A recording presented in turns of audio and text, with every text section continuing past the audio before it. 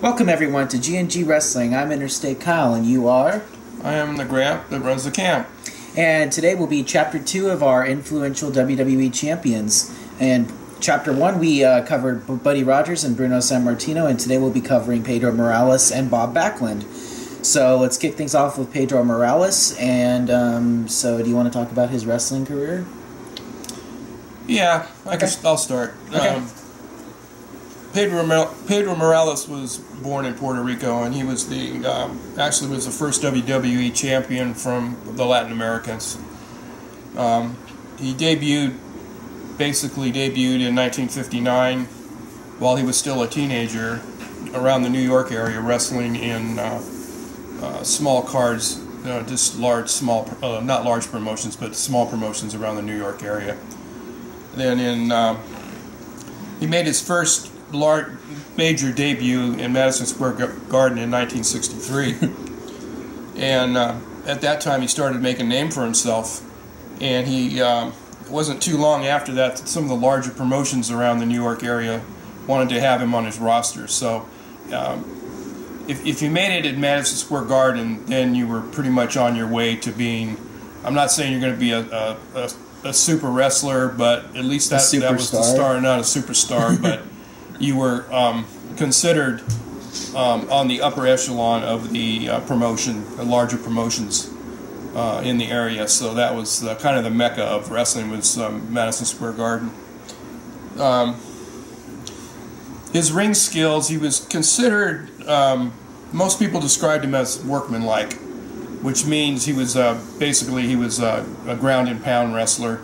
He was very technical. He's a very good technical wrestler. But he had a temper, which a lot of the Latin wrestlers did have. I think it's a machismo thing, but that's the way they were. And when you got him mad, he would just wear you out. He'd just beat you. He'd beat you till you gave up, or you just you were done. And he was known for his punching, especially his left hand. And his finisher was the Boston Crab. And he was one of the first wrestlers to ever use that move in the ring. So, in the middle 60s, he moved from New York to the West Coast. He settled in Los Angeles and wrestled in most of the regional promotions on the West Coast for a while. And he did very well. He was very popular. On February 8th, 1971, he avenged his best friend, his friend Bruno Sammartino's defeat, and he defeated Ivan Koloff for the WWE Championship, which he would hold for 1,027 days, which is just shy of 3 years, and it ended up being the 5th longest WWE title reign in history. So yeah. Okay, he was a very, very popular wrestler with the Puerto Rican and the Latino fans anywhere he wrestled. Yes, and he was also the first ever Latin American or Hispanic WWE champion in history. Yeah. He lost the title in late 1973, and he decided to leave WWE. And for a while he wrestled for the NWA, and also he wrestled in Puerto Rico with great success. In 1980, he returned to the WWE, and he teamed up with Bob Backlund and won the Tag Team Championships, beating the Wild Samoans. And if you don't know who the Wild Samoans were, the Wild Samoans are actually Roman Reigns' dad and uncle. Mm-hmm. So just as a sidebar, so that's part of their family. Yeah, and they actually held the Tag Team Championship for one whole day. Yeah. Yep. When he returned to WWE, he became a two-time Intercontinental Champion. He was also the first wrestler to hold the Intercontinental Championship more than once, and he also holds the record for most cumulative time with the Intercontinental Championship at 619 days. Okay, and he basically retired from wrestling in 1987. Shortly after that, he went into broadcasting for the WWE for a short period of time, and did their Spanish-speaking commentary on a lot of their WWE events. Yeah. So, yeah, he really appealed to the Hispanic community in the WWE. Like, he was really popular with people like in Latin America and all over the place. And it's a shame, really, because he's kind of been almost blacklisted by the WWE. Like, they don't mention his name very much. But after he retired from wrestling, he kind of stepped out of the limelight and didn't really appear much or do anything. When he retired, he basically just stayed out of the picture and just kind of... He basically lives a private life right now, and so... I guess that's why maybe he isn't mentioned much, but it's just a shame, really, because he really was popular in his heyday. The 3 years he was on top, I mean, he was just as good as Bruno or anybody else. Yeah, I did a little bit of research on him, and they say that the reason that he didn't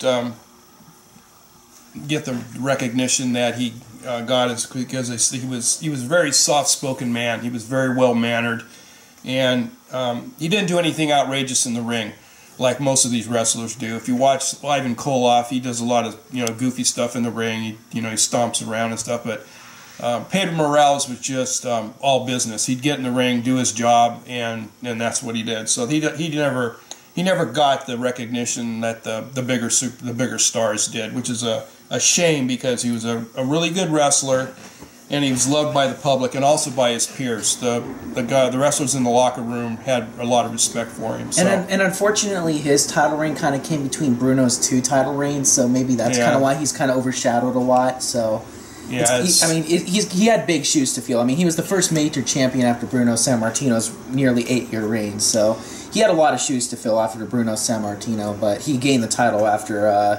I think it was Stan Stasiak defeated him. I believe it was Stan Stasiak. Yeah, it was. Yeah, and it's unfortunate because if you watch him, if you get a chance to watch him, if you ever see one of his old matches, he's very technical. He's a very technical wrestler and very, and you will see that left hand when he gets mad. He will start throwing that left fist, and it's very powerful. Yeah, it's not a super punch, by the way, but.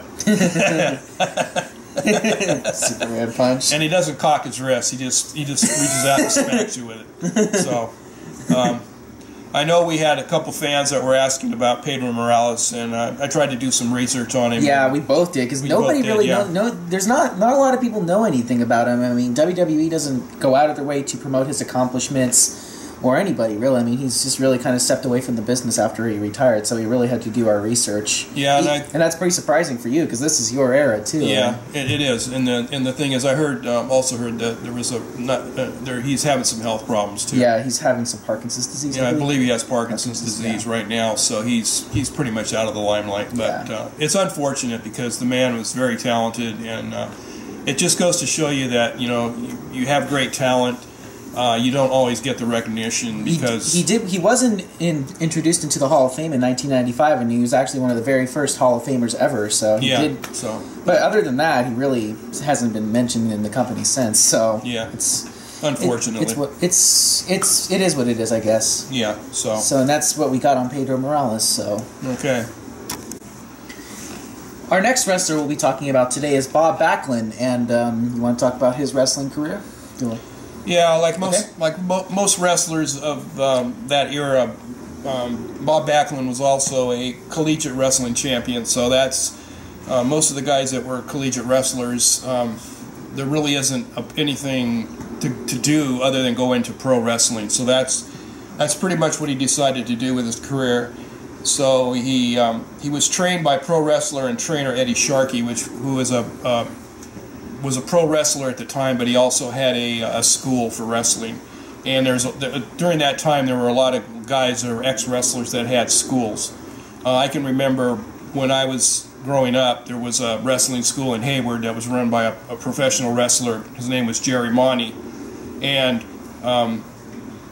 he used to wrestle in the same era with the same guys like Ray Stevens and Pat Patterson. So I'm just mentioning that because that's how a lot of these guys got training from these schools. So from 1973 to 1977, Backlund wrestled for the AWA and NWA with great success. Like we said before, during the time, that was the NWA was the governing body of wrestling, and then there was all these other promotions throughout the country. So that's where most of these guys got their starts. Back in the day, he was considered a babyface because of his boy next door good looks, and he was really a great fan favorite. The fans really loved this guy. He was the ultimate babyface. You have anything you want to say there about that? No, you can just keep talking about his career going into the WWE. He had a really good reputation as a young competitor, and it caught the eye of Vince McMahon Sr., who was looking for an All-American type to be the face of his company. And in 1977, Backlund signed with WWE. And he would be Vince Sr.'s last major project, I guess you could say, before Vince Jr. took over. And he was really, like I said, he was the last major WWE champion under Vince Sr.'s eye, basically. So. Yeah, and that was we're coming up to the era change here, and we'll talk about that here in a minute. So, in 1978, Backlund won the WWE Championship by defeating superstar Billy Graham. And he would hold that title for a record 2,135 days, which is the second longest WWE title reign, only eclipsed by Bruno Sammartino's first reign as champion. And he, believe it or not, he was actually the first person to hold the WWE Championship in 3 different decades. He won the title in the late 70s, he lost it in the early 80s, and he actually won it again in the early 90s. Believe it or not. That's a pretty good accomplishment for a guy. He was a transitional champion. It was pretty interesting time back then. Mm-hmm. His first reign was not transitional. No, not his first one. Yeah, no. But during this time period of this 5-year reign is when Vince McMahon Jr. Had taken over the company from his father, and this is kind of what and also at the time the culture at the time was changing. We were going into what they called the pulp culture. The pulp culture? The pop culture. I'm sorry. Yeah, sorry. I'm old. I think most fans would agree that this is called the Rock and Wrestling era, or the Hulk Hogan or Hulkamania era, right. Which is kind of funny because at the end of his title reign, Vince Jr. had taken power, and he wanted to turn Bob Backlund heel and lose to Hulk Hogan. And this is kind of where politics in wrestling first kind of started to come in. This is interesting. Because Bob Backlund refused to turn heel to lose to Hulk Hogan, so a transitional champion in the Iron Sheik became necessary. So he had to lose to the Iron Sheik due to shenanigans, and then Hulk Hogan would avenge basically Bob Backlund less than a month later and hold the title for 3 years. Yeah, so basically... Or 4 years, I think it was, actually. Yeah, 4 years. What Kyle's saying is that then Bob Backlund lost the title to the Iron Sheik in 1983, and he soon left the WWE after that. He kind of got a little mad about it and left. So... And then that's funny, because as soon as Hulk Hogan starts losing popularity and fades out, then he comes back again. Right. Isn't that kind of funny? Yeah. He actually returned in 1992, but...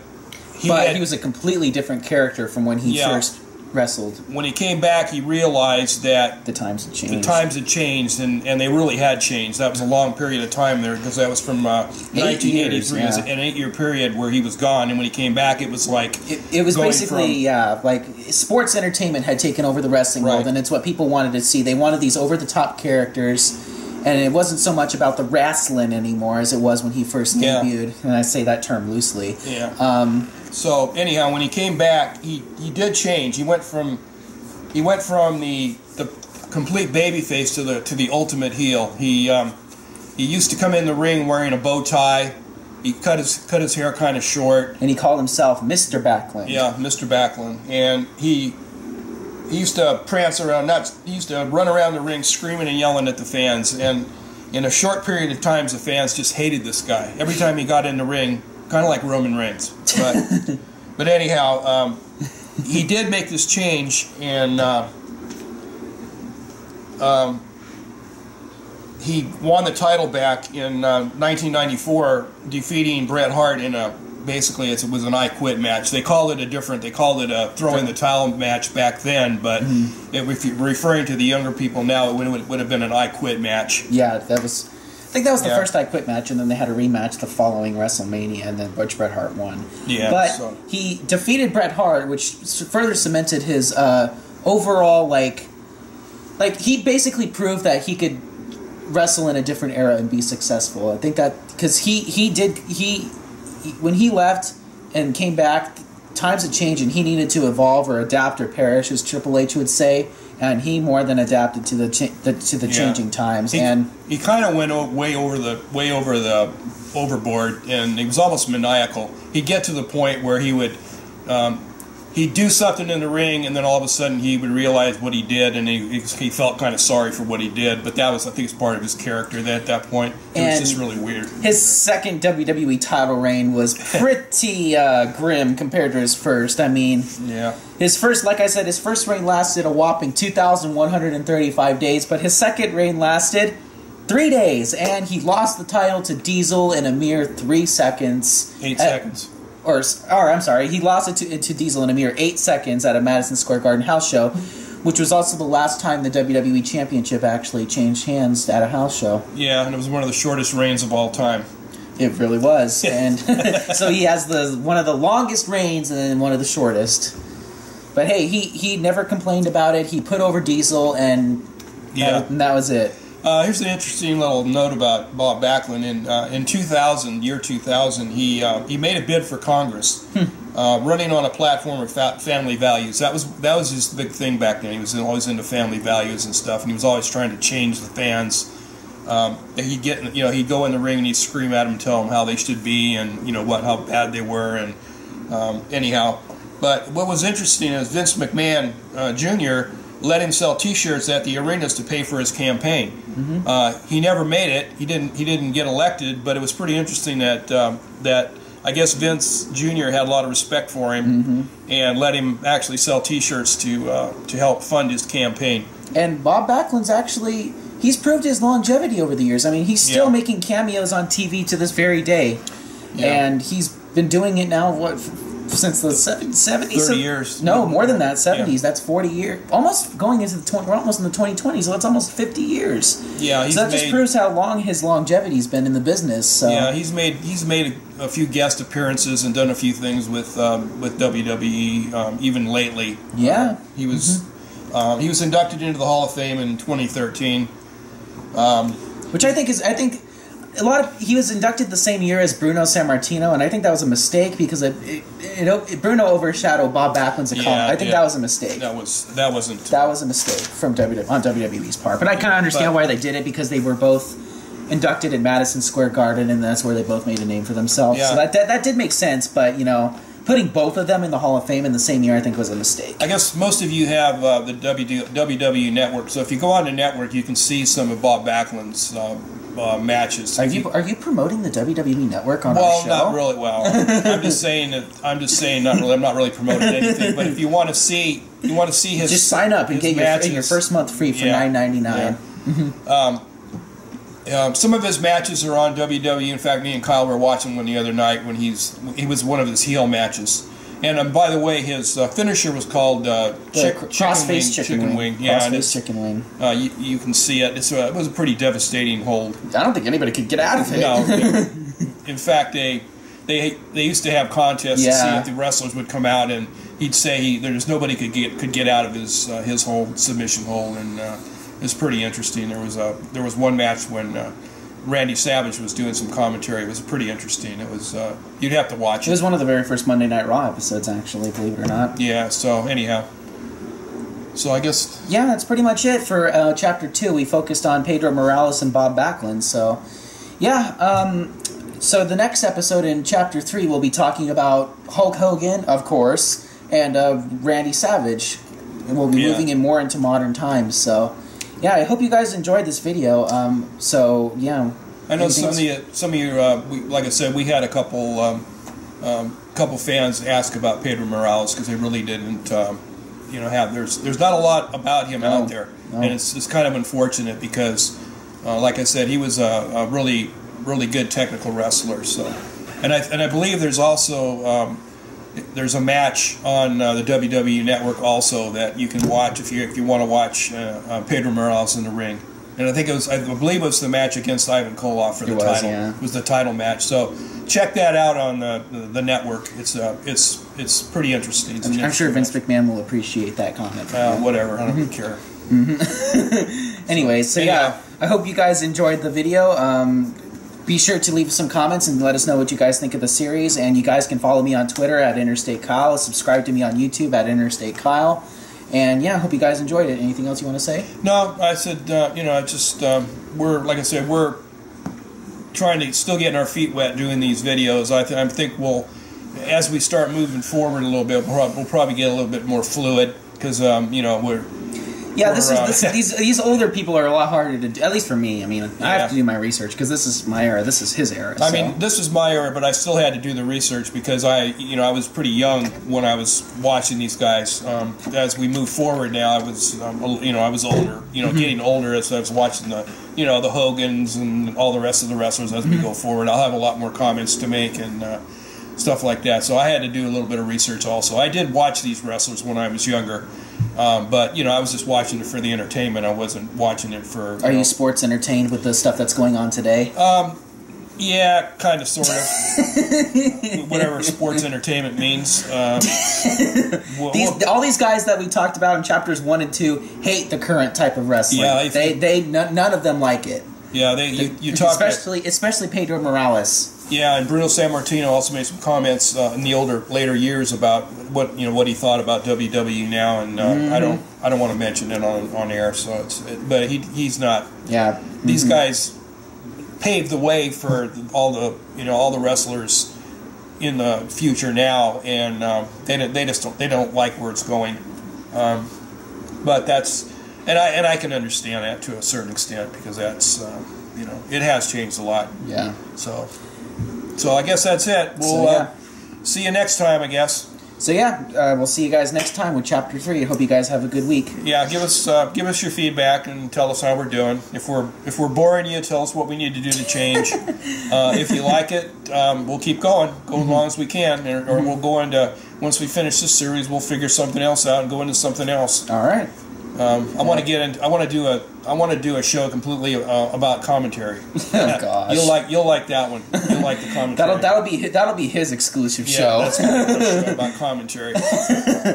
So that's one of my pet peeves about WWE right now is the commentary. All right. But anyhow, we'll let you guys go. All right. Thank you. And I'm Interstate Kyle, and you are? I'm the Gramp that runs the camp. And this has been GnG Wrestling. All right. We'll see you guys next time. Later. Bye.